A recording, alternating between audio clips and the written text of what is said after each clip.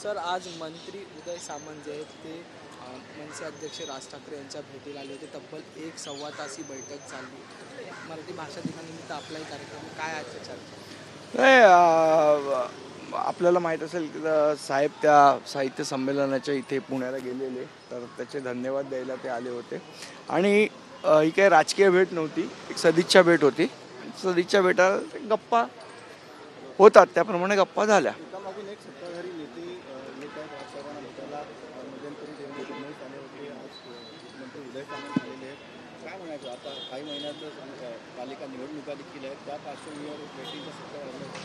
नाही, मला तर वाटतं प्रत्येक गोष्ट काय आपण राजकारणाच्याच चष्म्यातनं बघितली पाहिजे अशातला काही भाग नाही आहे।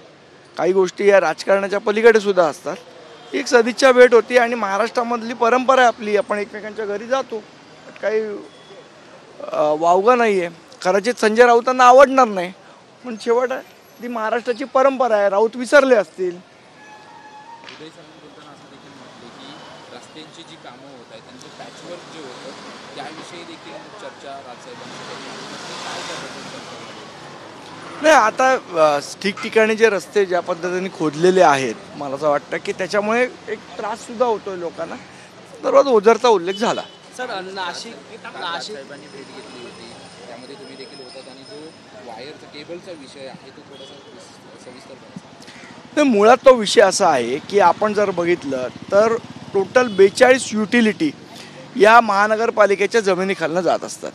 त्यातल्या 2 युटिलिटी आपण सोडून देऊ, जे MTNLच्या आहेत आणि BSTच्या आहेत, पण बाकी या सगळ्या प्रायव्हेट एंटिटी आहेत ज्यांच्या युटिलिटी जातात आणि ते करोडो रुपये त्या युटिलिटीच्या माध्यमातून कमवत असतात।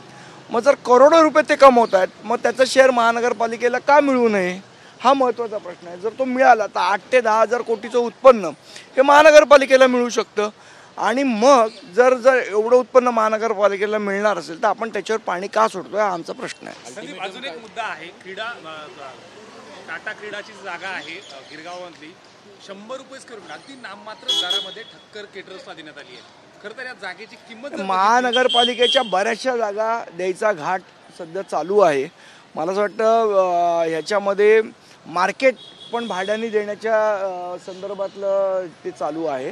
तर या सगळ्या गोष्टी या लोकांना नुकसान देणाऱ्या आहेत, त्याच्याबद्दल महानगरपालिकेने निश्चितपणे विचार केला पाहिजे। भारत पाकिस्तान उद्या मॅच आहे, काय संदीप देशपांडेंचा उद्याचा प्लॅन काय? मॅच बघणार ना। सर एक शेवटचा प्रश्न आहे।